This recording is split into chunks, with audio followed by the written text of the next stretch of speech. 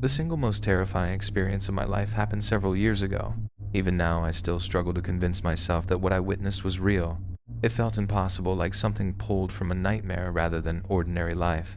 Before that night, I considered myself an extremely skeptical person. Ghost stories, supernatural encounters, mysterious sightings, I always believed there had to be a logical explanation. After that night, I'm no longer certain of anything. At the time, my boyfriend's parents owned an enormous house that sat in complete isolation. Calling it remote doesn't even do it justice. Their property stretched across acres upon acres of land. If you walked out the back door and kept moving in a straight line, you could wander for what felt like forever and still remain on their property. There were no neighboring houses close enough to see, no streetlights, no traffic, no comforting signs that other people were nearby. Just endless fields, towering trees, and a silence so complete it almost seemed alive. His parents owned a successful landscaping company, and that weekend they were leaving town on business. He invited me to stay overnight so we'd have the entire place to ourselves. It sounded perfect. Looking back, I sometimes wonder if accepting that invitation was the biggest mistake I ever made. When I first arrived, I admitted that the house made me uneasy. It wasn't because it looked old or abandoned, it was actually beautiful. Spacious rooms, elegant furniture, spotless hardwood floors, huge windows overlooking miles of open land. Yet something about the isolation weighed heavily on me. The silence didn't feel peaceful. It felt unnatural. The kind of silence that makes you instinctively lower your voice as if something might hear you. My boyfriend laughed off my concerns, assuring me I was letting my imagination run wild. Eventually, he was right. For a while. He cooked dinner while my favorite music played quietly through the house. We opened my favorite bottle of wine, talked for hours, laughed until our stomachs hurt, and eventually pulled out our favorite card game, Phase 10. For several wonderful hours, the strange feeling completely disappeared. The house no longer seemed intimidating. It simply felt like home. Sometimes I think whatever happened later was so horrifying, precisely because it interrupted such a perfect evening. Around 1 o'clock in the morning, we settled onto the couch in the living room and turned on a movie. Neither of us made it very far. The warmth of the blankets, the wine, and the long day caught up with us. We both fell asleep. I don't know how long we had been asleep before it happened, but I'll never forget the way I woke up. Not gradually. Not because someone shook me. Not because of the television. I was violently ripped awake by a sound unlike anything I had ever heard before. It wasn't simply loud. It was overwhelming. It slammed into the house with such force that it physically hurt. Both of us instinctively threw our hands over our ears. The windows vibrated. The floor beneath us trembled. The delicate glasses inside the china cabinet rattled violently against one another, sounding as though they were seconds away from shattering. For one terrifying moment, I honestly believed the house itself was coming apart. My first thought was an earthquake. But earthquakes don't sound like that. Trying to describe the noise, even now, feels impossible. Imagine the horn of an enormous cargo ship. Now make it deeper, lower, heavier. As though the sound wasn't traveling through the air, but through the earth itself. It wasn't merely something we heard. It was something we felt. The vibration rolled through my chest and bones, making every instinct scream that something unimaginably large was nearby.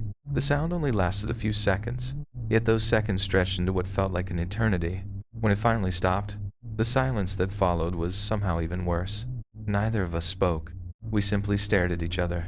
His expression mirrored mine, complete confusion mixed with unmistakable fear. Without saying a word, he stood up and slowly walked toward the enormous bay window overlooking the backyard. Beyond that glass lay nothing but a massive open field swallowed by darkness. He pressed closer to the window, scanning the blackness. "I don't see anything," he whispered. I joined him, cupping my hands against the glass to block the reflections from inside the room. I searched every inch of the field. Nothing. No vehicles. No people. No lights. No movement. Just an endless sea of darkness stretching beyond where my eyes could reach. My brain desperately searched for a rational explanation. Maybe a truck. Maybe some kind of industrial machinery. Maybe someone several miles away using an impossibly loud air horn. Every explanation sounded ridiculous the moment it entered my mind. None of them fit. Not out there. Not in the middle of nowhere. We stood there trying to steady our breathing, convincing ourselves the worst was over. Then, the entire backyard exploded with light. A blinding white flash erupted somewhere beyond the house. It wasn't like a camera flash. It wasn't like headlights. It was closer to lightning. Except there wasn't a single cloud in the sky. For a fraction of a second, the entire living room was illuminated so brightly that every shadow vanished. Then, everything dropped back into darkness. Both of us rushed to the window again. Nothing. The field remained empty. No glowing object. No person running away. No storm. No explanation. Only darkness. My heart was pounding so violently I could hear it in my ears. I looked at him hoping he would tell me what we'd just seen. Instead, I saw something that frightened me even more.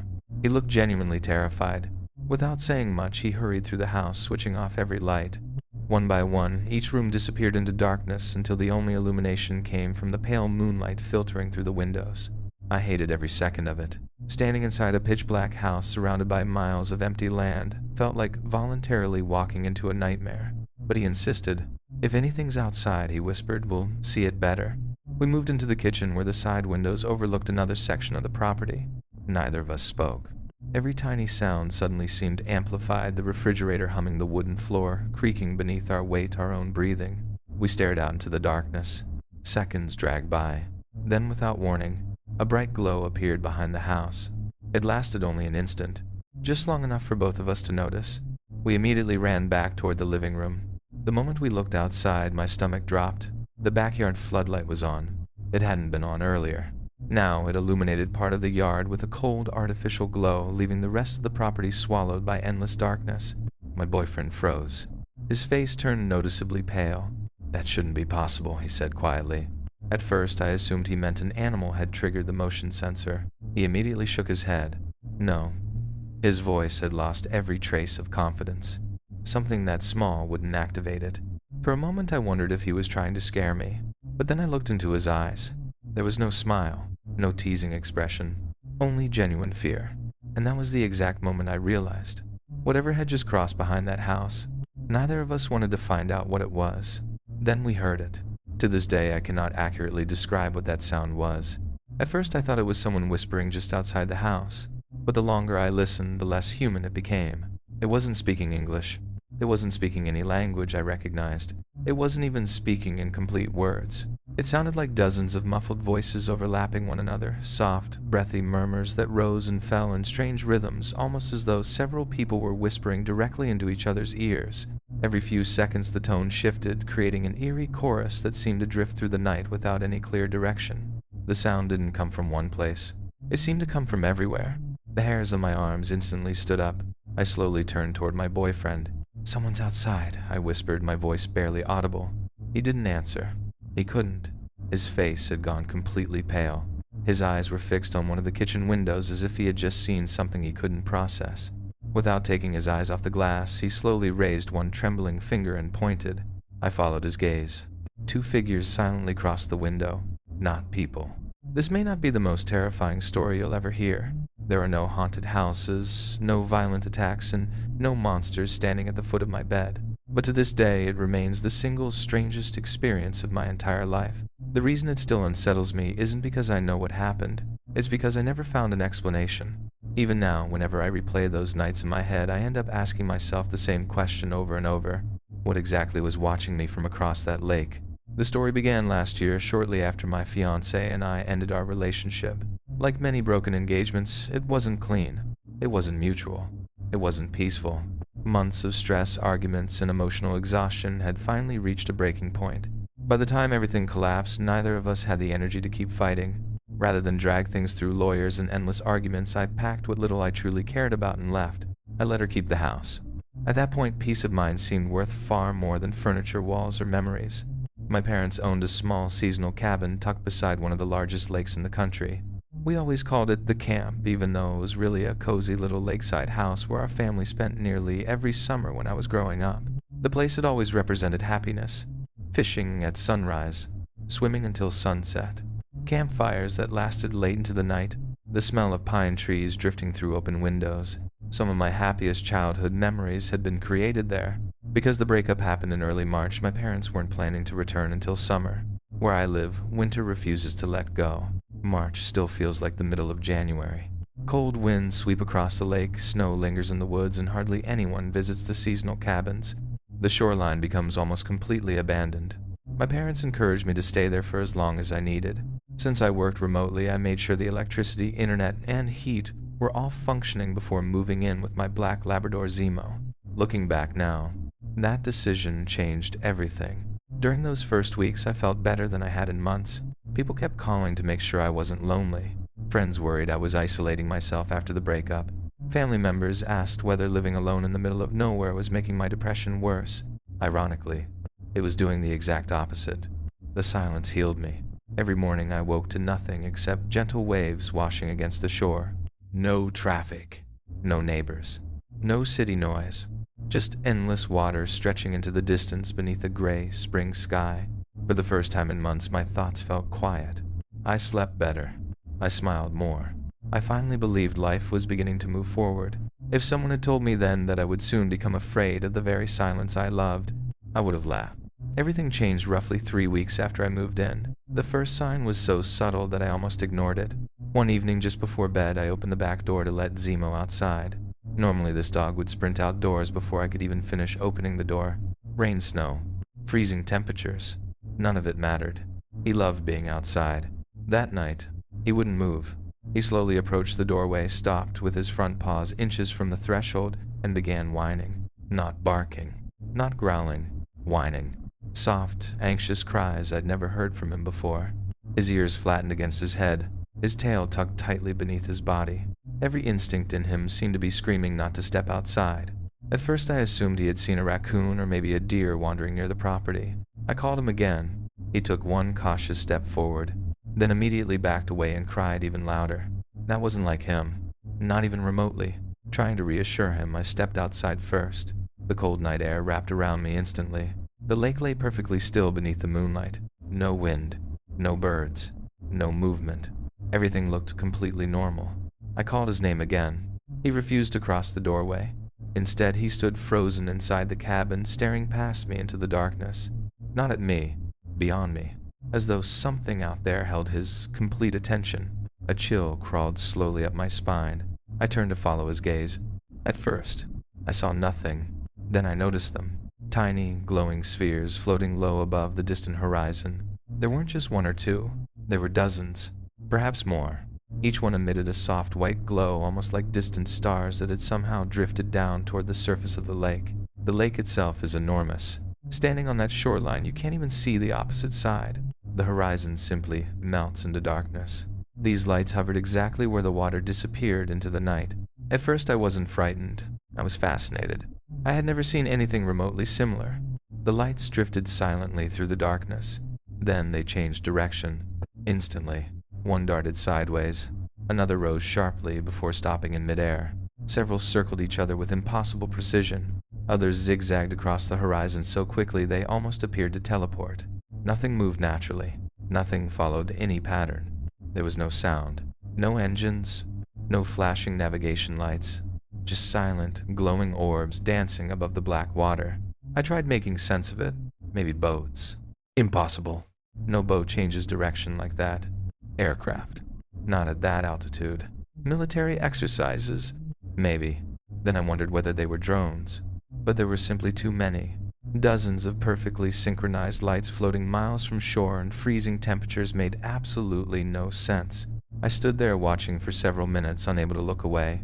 Something about their movement felt intentional, not random, not mechanical, almost as though they were responding to one another, or communicating. Then, without the slightest warning, every single light shot upward, not gradually, not fading, not disappearing into clouds. They accelerated straight into the night sky with impossible speed. Within less than a second, they were gone. The horizon became completely empty again. Silence returned. Almost immediately afterward, Zemo casually walked outside as though nothing unusual had happened. He sniffed around the yard, relieved himself, and wagged his tail exactly like every other night. It was as if whatever had frightened him had simply vanished. Inside, I couldn't stop replaying what I'd witnessed. Sleep became impossible. I searched online for hours. Atmospheric reflections, ball lightning, military flares. Satellites, drones, weather inversions. I found photographs that looked vaguely similar.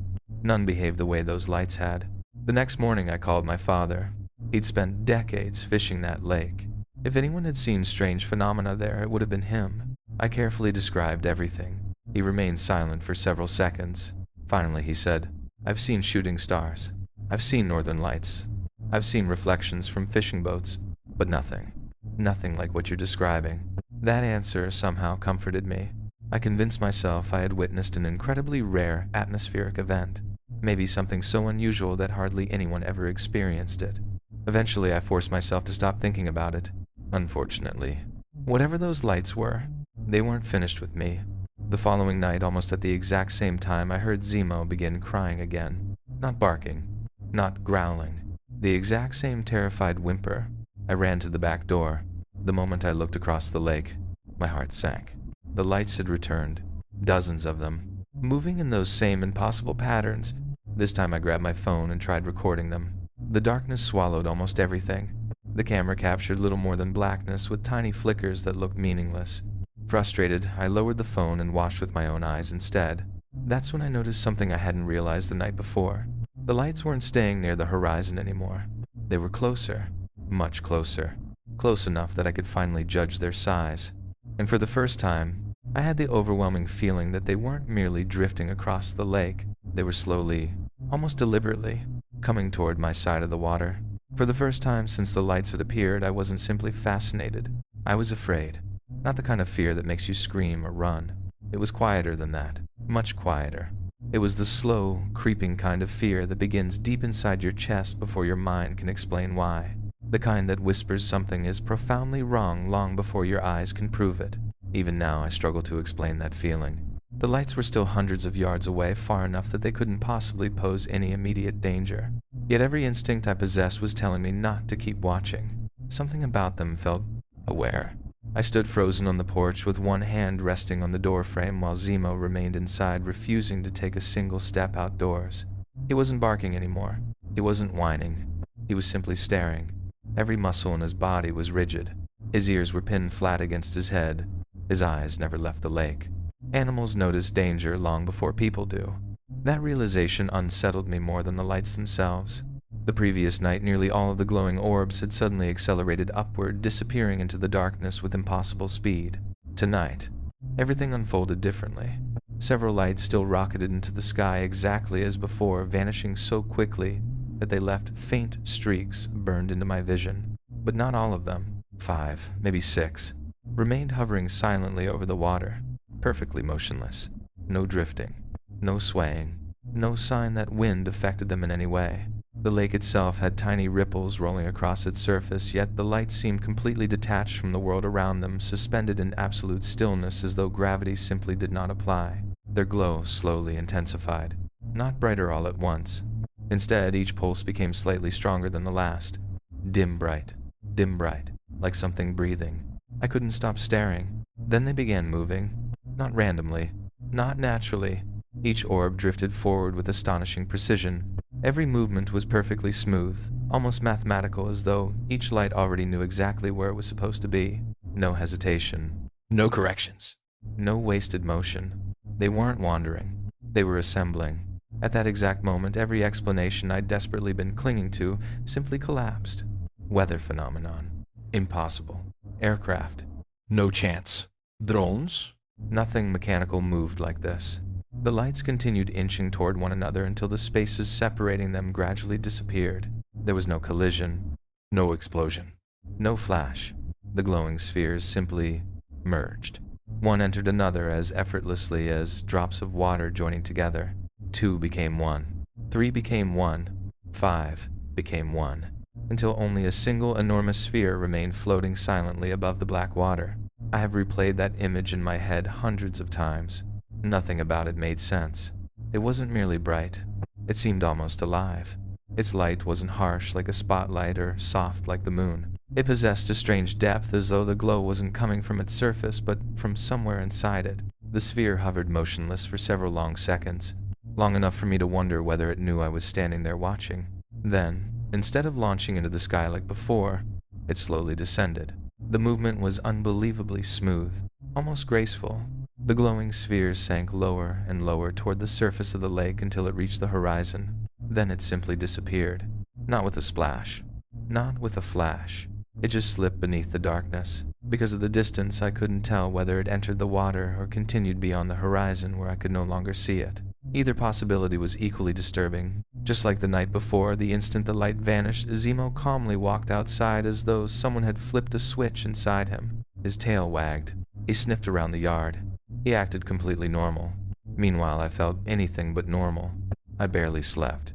Every creak of the cabin made me glance toward the windows. Every reflection in the glass made my heart race. When morning finally arrived, I looked like I hadn't slept in days. The image of that impossible glowing sphere refused to leave my mind. I spent nearly the entire day searching the internet. I typed every combination of words I could imagine. Mysterious lights over lake. Floating, glowing orbs. Silent lights hovering above water. Strange lights merging together. Video after video appeared. Years earlier, I would have laughed at them. I'd always assumed those clips were either clever edits, camera glitches, or people desperately searching for attention. Now I wasn't laughing anymore. For the first time in my life, I found myself wondering whether at least one of those people had actually witnessed something real. That realization frightened me almost as much as the lights themselves. By sunset, I seriously considered packing my belongings and driving to my parents' house. Every logical part of my brain told me to leave.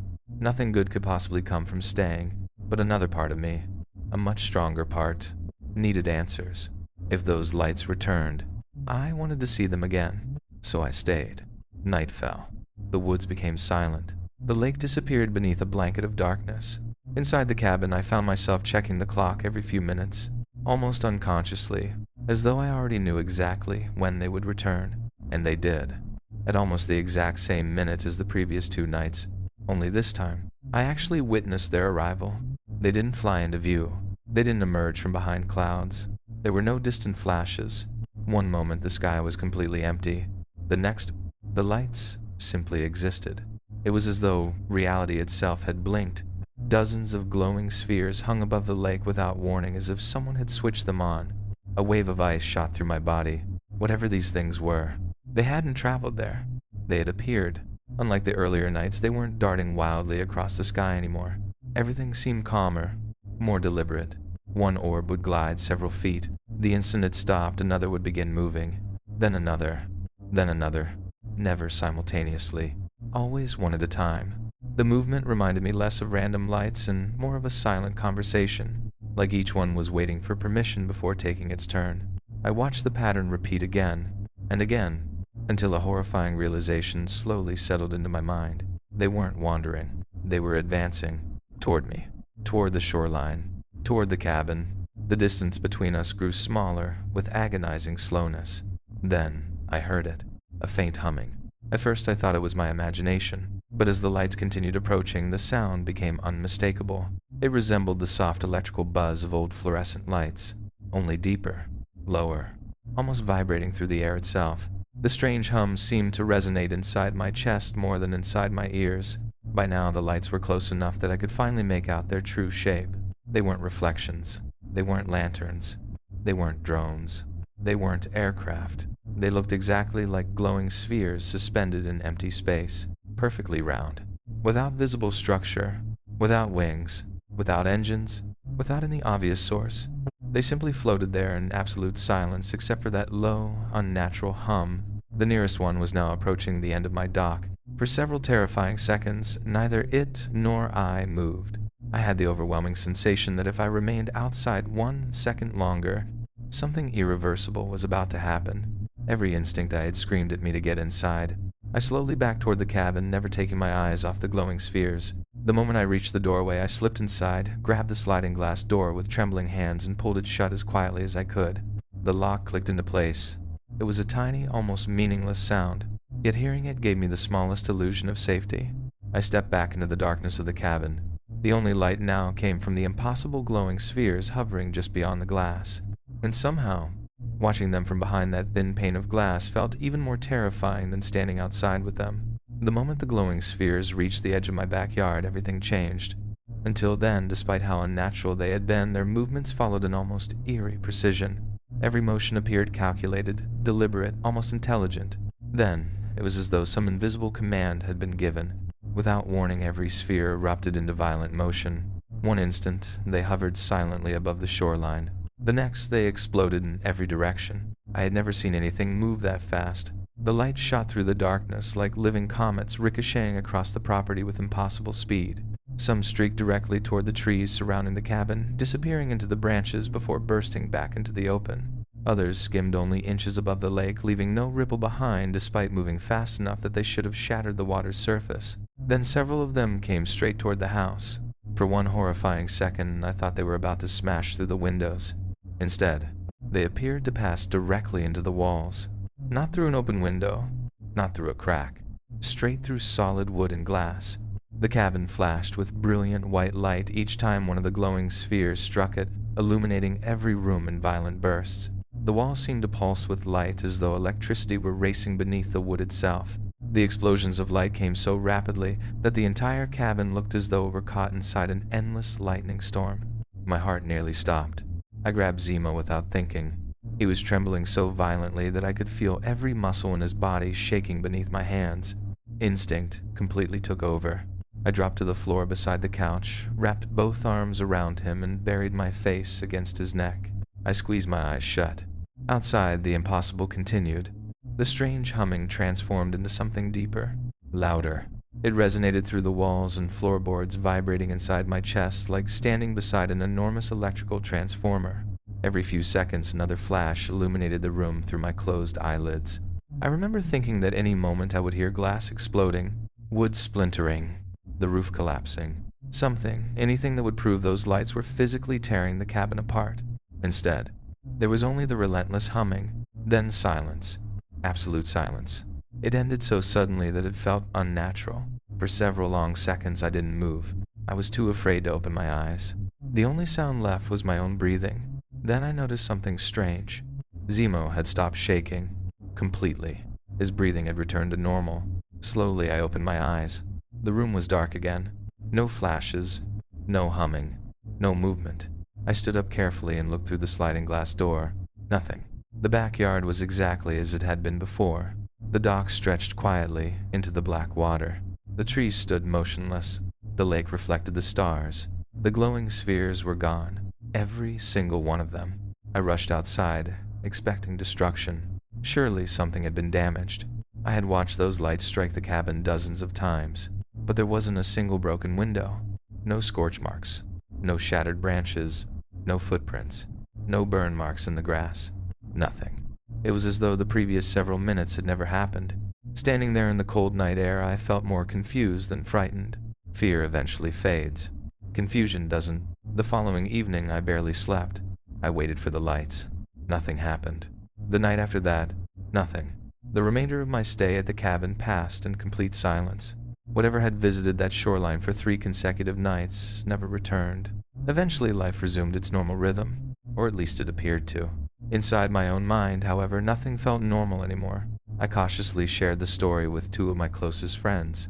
I chose them because I trusted them more than anyone. Neither believed me.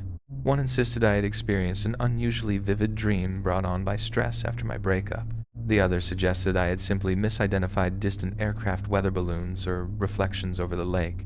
Neither explanation came remotely close to matching what I had witnessed.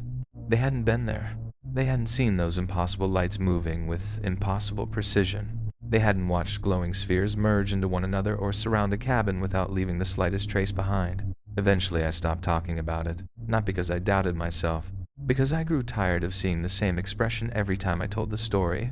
That polite smile, that subtle nod, the silent assumption that I had either exaggerated what happened or somehow imagined it, so I kept it to myself. Even writing these words now makes me hesitate, not because I'm afraid of what people will think, because I still have no explanation. I know exactly what I saw. 3 consecutive nights, wide awake, completely sober, closer than I ever wanted to be. Whether those lights were some unknown natural phenomenon, a military experiment, something atmospheric science has yet to explain, or something that simply doesn't fit into our current understanding of reality, I honestly don't know. All I know is that they were real. Sometimes the most terrifying experiences aren't frightening because of what happens. They're frightening because they leave you with questions that never receive answers. Perhaps one day someone will explain exactly what appeared over that lake. Perhaps science will eventually solve the mystery. Or perhaps some things were never meant to be understood. The next story I'm about to tell still unsettles me in an entirely different way. In fact, the older I become, the more disturbing that night seems. Memory has a strange habit of dulling ordinary events while sharpening terrifying ones. This particular memory has never faded. If anything, it has grown darker with time. I can't remember the exact year anymore. It must have been close to a decade ago. Back then, my family spent nearly every summer traveling across the country. After my father passed away, he left me his old RV. It wasn't luxurious, but it carried something far more valuable than comfort. It carried memories. Every summer, my wife Rachel, our 2 children, and I would point the RV toward a different part of the country, choosing roads almost at random and stopping wherever something caught our attention. Those trips became our tradition. Looking back now, I wish one particular stop had never happened. During one of those cross-country trips, we pulled into a campground intending to stay only a single night before continuing west. Plans changed almost immediately. Our son met another boy about his age, and the two became inseparable within an hour. Watching them laugh together, my wife suggested we extend our stay for a few days. It seemed harmless. At the time, it felt like the obvious choice. The campground itself was beautiful. Unlike crowded RV parks packed shoulder to shoulder with campers, this place stretched across an enormous wilderness. Dense forests blanketed the surrounding mountains. Crystal clear streams wound between towering pines. Rolling meadows separated campsites by hundreds of yards, giving every family an unusual amount of privacy. In the center of the grounds sat a communal recreation area where children played during the day, while adults grilled food, shared stories, or simply relaxed. But once evening settled over the mountains, everything changed. The campground became astonishingly quiet. Each RV disappeared into its own isolated pocket of darkness. By nightfall, it felt less like a campground, and more like hundreds of tiny islands scattered across an endless ocean of forest. I actually preferred that. I've always enjoyed solitude. There was another reason I appreciated the distance between campsites, one that I'm not particularly proud of. At that point in my life, I was still addicted to cigarettes. I'd promised my children and myself that I had finally quit. The truth was far less admirable. I was hiding the habit.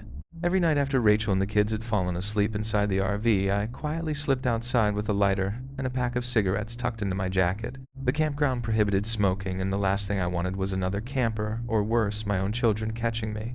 So each night I wandered farther into the darkness than I probably should have, far enough that no one could see the tiny orange glow at the end of my cigarette, far enough that the sounds of the campground slowly disappeared behind me, far enough that if something else had been waiting out there in the trees, no one would have heard me. Those late-night walks eventually became part of my routine. Long after my wife and children had fallen asleep inside the RV, I would quietly zip up my jacket, slip a pack of cigarettes into my pocket, and disappear into the darkness without waking anyone. Looking back now, I realize how reckless that sounds. People had warned me my entire life never to wander through the woods alone after dark. You never know what's out there. I'd heard that sentence so many times it had completely lost its meaning. To me, the forest had always been a place of peace. I had spent countless nights hiking under moonlight, camping miles away from civilization, and sitting alone in complete silence. Solitude never frightened me. In fact, I welcomed it. Even so, I wasn't careless. I never wandered aimlessly. Every trail I took was carefully memorized. I paid attention to landmarks, the direction of the moon, distinctive trees, fallen logs, and changes in elevation. Years of camping had taught me that the wilderness rarely forgives people who become overconfident. By the third night at that campground, I'd already developed a familiar route. About 15 minutes from our RV, hidden beyond a winding deer trail, there was a rocky overlook perched above an endless stretch of forest. The view was breathtaking, even at night. From that ledge, I could see what looked like an ocean of treetops stretching toward the mountains, interrupted only by occasional patches of moonlight filtering through the canopy. The silence out there felt almost sacred. That overlook quickly became my secret refuge. Every evening I would sit there with a cigarette, letting the smoke drift into the cool mountain air while my thoughts wandered wherever they pleased. Sometimes I stayed for 20 minutes, sometimes an hour. Time simply disappeared out there. That night felt no different. At first, I had been sitting quietly for several minutes, staring into the darkness below, when I heard something that immediately pulled me out of my thoughts. At first I questioned whether I'd imagined it. When your mind drifts long enough in complete silence, it's surprisingly easy to mistake your own thoughts for distant sounds. But this wasn't imagination. The noise came again, low rhythmic, almost mechanical. The closest comparison I can make is the sound you create by slowly saying woo, woo, woo, with your lips, except much deeper. It pulsed. Each vibration seemed to rise and fall with perfect consistency. It didn't resemble the call of an owl. It wasn't insects. It wasn't frogs. It certainly wasn't the wind. In all my years of camping, hiking, and hunting, I had never heard anything remotely similar. What disturbed me most wasn't simply the sound itself. It was that it didn't belong there. The forest has its own language. Every rustling branch, every chirping insect, every distant animal call, even unfamiliar noises usually feel natural once you've spent enough time outdoors. This sound felt foreign, like something had carried it into the woods from somewhere it should never have existed.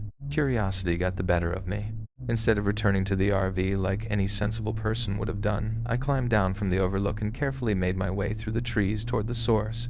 The deeper I walked into the forest, the louder the pulsing became. It wasn't echoing anymore.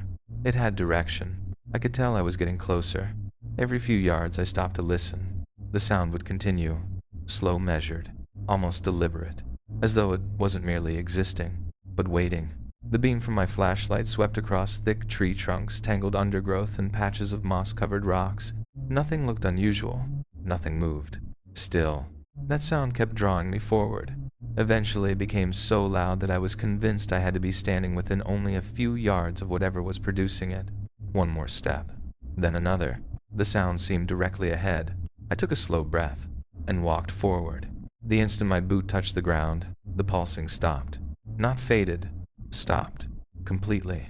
The silence that followed hit me like a physical force. It wasn't normal silence. It was absolute. The wind disappeared. The leaves stopped rustling. The chorus of insects vanished. Even the distant creak I'd been hearing moments earlier seemed to cease existing. The entire forest had gone unnaturally still. I've spent enough time outdoors to know forests are never truly silent. There is always something. Always. That night, there was nothing. I stood perfectly motionless. My own breathing suddenly sounded far too loud. The pounding of my heartbeat echoed inside my ears. For several long seconds, I simply listened, trying to convince myself there had to be an explanation. Then I heard it. One soft movement. Behind me. Not loud, just enough to disturb a few leaves. Every muscle in my body locked. Slowly, I turned around. My flashlight swept across the darkness. Tree after tree emerged from the beam. Nothing. Then the light reached something that wasn't a tree. About 10 feet away stood a figure. At first my brain refused to identify what I was looking at. It was little more than a darker shape inside the darkness. Perfectly still, perfectly silent. My first instinct was to convince myself it had to be another camper. Someone else taking a late night walk. But almost immediately that explanation began falling apart. Nobody would be standing completely motionless like that. Nobody would be that deep into the woods without a flashlight. Nobody would remain absolutely silent after realizing another person was only a few yards away. I narrowed my eyes, trying desperately to make sense of the silhouette. The shape resembled a human, at least generally. It appeared to be standing upright on 2 legs. Its arms hung unnaturally low beside its body. Its shoulders seemed impossibly narrow. Everything about it looked wrong. The proportions weren't quite human. I convinced myself my eyes were playing tricks on me. Darkness can distort shapes. Fear fills in details that aren't really there. Trying to prove it was just a tree or a trick of perspective, I cautiously shifted my weight forward. Not even a full step, just enough to move. The figure reacted instantly. It flinched, not dramatically, just a quick, unmistakable twitch, like it had noticed me moving. Every drop of blood seemed to drain from my body. I stumbled backward without even realizing I'd moved. In that single instant, every comforting explanation disappeared. That wasn't a stump. It wasn't a shadow. It wasn't my imagination. Something had been standing there, watching me. What happened next is the part I still struggle to tell people. Not because I enjoy exaggerating stories, because even after all these years I have trouble believing my own memory. I forced myself to look directly at it. The longer my eyes adjusted, the clearer its outline became. It was undeniably standing upright. Its body was unbelievably thin, almost skeletal, as though it consisted of little more than elongated limbs wrapped in darkness. Then I noticed its height. At first I assumed it was standing on elevated ground. It had to be. Nothing could naturally be that tall. I glanced at the surrounding trees for reference. No, it was standing on level ground. Whatever I was looking at towered over the nearby saplings. It had to be at least 7 feet tall, maybe taller. Its head seemed to disappear into the darkness above the undergrowth, while its unnaturally long arms hung almost to its knees. Neither of us moved. The forest remained deathly silent. For several endless seconds, we simply stared at one another, and in that unbearable silence, I couldn't shake the horrifying feeling that whatever stood before me hadn't just noticed my presence. It had been aware of me the entire time, perhaps even before I ever heard that strange pulsing sound. Neither of us moved. The forest remained frozen in absolute silence. No wind, no insects, no distant owl, nothing. It felt as though the entire wilderness was holding its breath, waiting to see which one of us would make the first move. I couldn't even hear my own footsteps anymore. All I could hear was my heartbeat pounding inside my ears. For several long seconds, we simply stared at one another. The distance between us couldn't have been more than 10 feet, close enough that I knew if whatever I was looking at decided to rush me, I wouldn't have time to react. Every instinct in my body screamed at me to turn around and run, but another part of me refused. I needed to know what I was seeing. Slowly, almost painfully slowly, I shifted my weight forward. Not a full step, barely enough to disturb the leaves beneath my boots. The reaction was immediate. The figure jerked violently, not backward, forward. Its entire posture changed in a fraction of a second. Until then, it had simply been standing there. Now it lowered itself into an unnaturally crouched position, its impossibly long limbs bent at angles that didn't look comfortable, perhaps not even possible. The movement reminded me less of a frightened deer and more of a predator preparing to spring. It wasn't retreating. It was readying itself. Every muscle in my body tightened. I froze where I stood. The moon briefly slipped free from behind the clouds. For less than a second, a faint ribbon of silver light filtered through the branches. That tiny amount of light revealed just enough to haunt me for years afterward. Its face? Or at least, what I assumed was its face. Two enormous reflective circles stared directly back at me. Eyes, at least I think they were. They reflected the moonlight with an unnatural intensity much brighter than any animal eyes I'd ever seen in the woods. They didn't blink. They didn't shift. They simply remained fixed on me, watching, studying, waiting. Even now I struggle to describe its appearance accurately. Darkness concealed most of its features.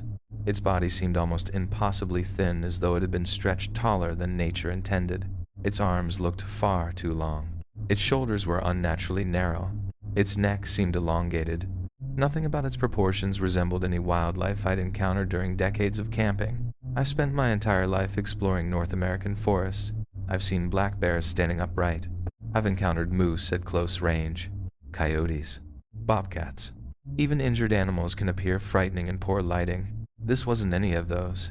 It wasn't merely unfamiliar. It felt fundamentally wrong, like my brain was trying and failing to fit it into something recognizable. I knew one thing with absolute certainty. I did not want to provoke it. So instead of stepping forward again, I tried something different. Without lifting my feet, I slowly leaned my upper body toward it. The movement was almost imperceptible, barely more than shifting my balance. Yet somehow, it noticed. The creature's head tilted ever so slightly. Then it made a sound. I've replayed that sound in my mind hundreds of times. Nothing has ever compared to it. It wasn't a growl. It wasn't a scream. It wasn't a howl. It sounded almost mechanical, like dry branches scraping across rusted metal while someone inhaled sharply through clenched teeth. There was also something disturbingly human hidden inside it. Not words, not language, just enough to make my brain instinctively search for speech before realizing there wasn't any. The sound lasted only a second, but every hair on my body stood upright. Then it moved. I've never witnessed anything move that fast. One instant it was standing completely motionless. The next it exploded into motion. Not running, not sprinting, skittering. That's the only word I've ever found that comes close. Its limbs moved with frantic, insect-like speed, carrying its impossibly tall body between the trees in a way no human ever could. It seemed to cover impossible distances in only a few strides. The movement was jerky, unnatural, almost spider-like, despite remaining upright. The sudden burst of motion startled me so badly that I literally fell backward onto the forest floor. Leaves flew into the air as I landed hard against the ground. By the time I managed to scramble back to my feet, it was gone, completely gone. I swung my flashlight wildly through the darkness. Nothing. No silhouette, no glowing eyes, no snapping branches, no retreating footsteps. Nothing. That more than anything else terrified me. A creature that large should have made enough noise to wake the entire campground. Instead, the woods swallowed it, as though it had never existed. Against every ounce of common sense, curiosity once again overpowered fear. I cautiously walked to the exact place where the figure had been standing. The ground was soft from recent rain. If something weighing that much had been standing there, I expected footprints, broken branches, disturbed leaves. Anything. There was nothing. The earth looked untouched. I slowly swept my flashlight through every direction, listening for the slightest movement. Still nothing. I don't know why I stayed. Maybe I wanted proof that I hadn't imagined it. Maybe part of me hoped it would return so I could finally understand what I'd seen. Or maybe shock had simply overridden my survival instincts. Minutes passed.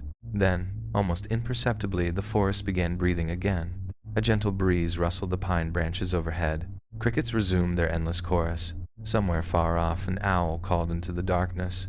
The sounds returned one after another until the woods felt alive again. Only then did I realize how impossibly silent everything had been before. It was as though the entire forest had been waiting for that thing to leave. Eventually, I accepted that it wasn't coming back. At least, not that night. I turned around and followed the trail toward the campground. The familiar path somehow felt completely different now. Every shadow looked deeper. Every tree appeared taller. Several times I caught myself glancing over my shoulder with the overwhelming certainty that something was quietly following me just beyond the reach of my flashlight.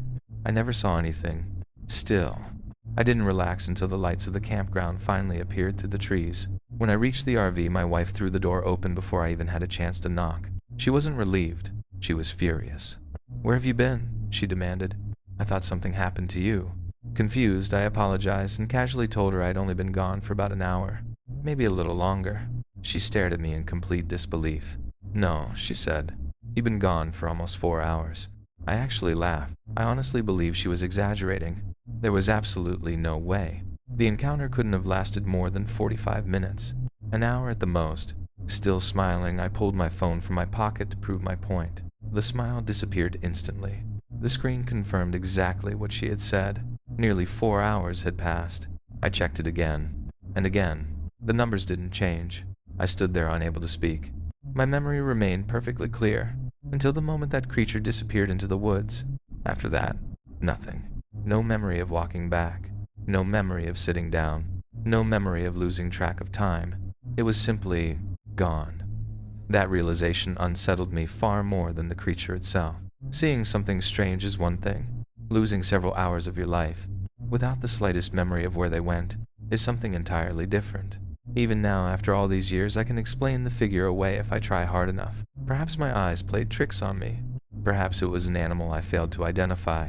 Perhaps fear distorted what I thought I saw. But those missing hours, those are the part of the story I've never been able to explain.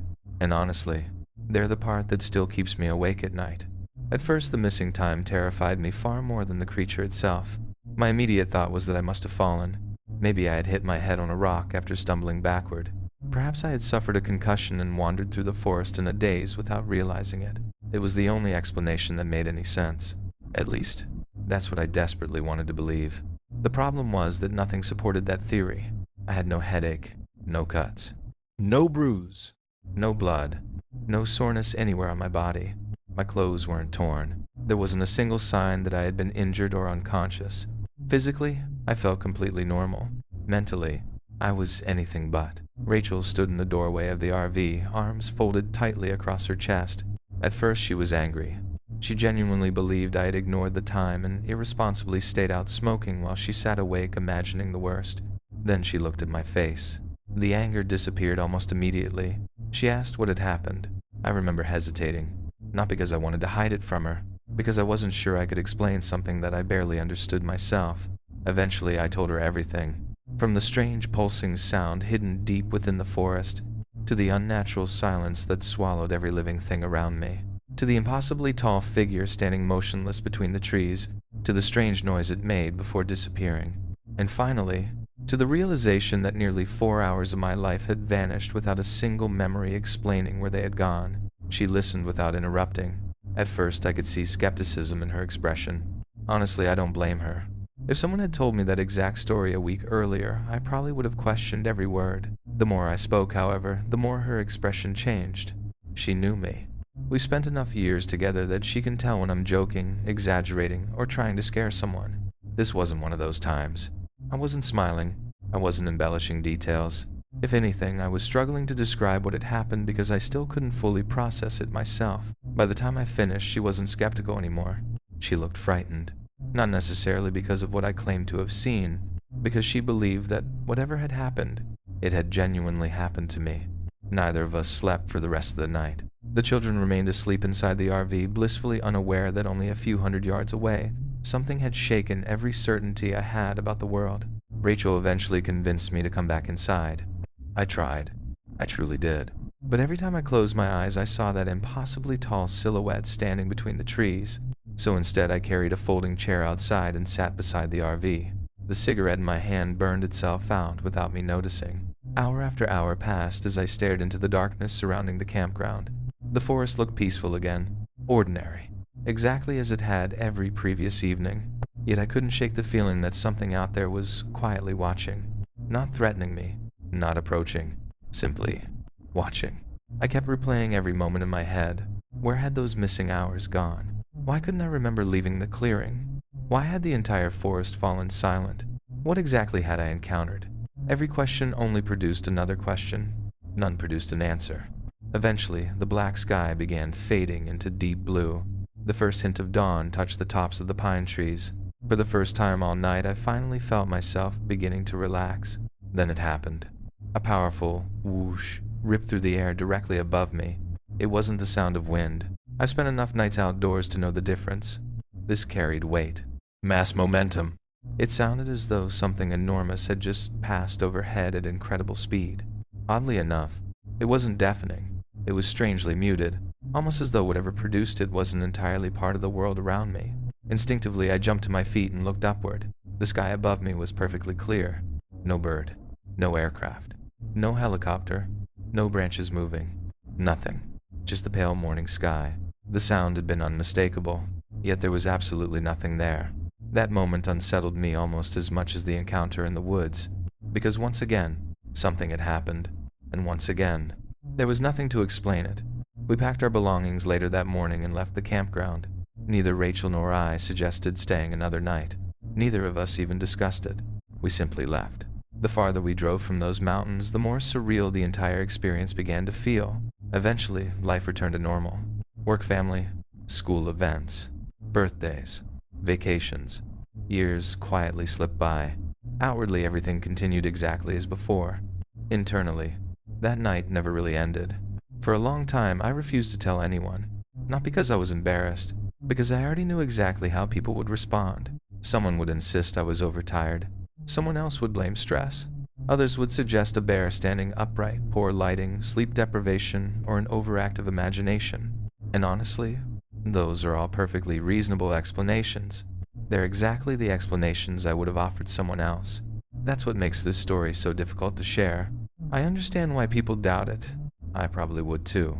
If I hadn't been standing there myself, if I hadn't looked directly into those reflective eyes, if I hadn't experienced hours of missing time that I still cannot account for.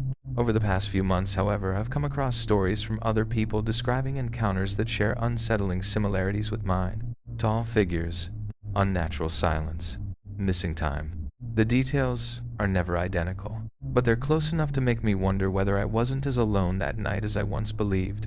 Maybe there are experiences that don't fit neatly into science or folklore. Maybe the human mind still has gaps in its understanding of the wilderness. Or maybe there are things that have always existed just beyond the edge of what we're capable of explaining. I don't know. And after all these years, I'm no longer searching for certainty. I'm simply telling the truth as I remember it. Believe it, question, dismiss it entirely. That choice belongs to whoever reads this. As for me, I don't need anyone else's confirmation anymore. I was there. I heard the silence. I watched something impossibly tall standing between the trees. I lost hours I can never recover.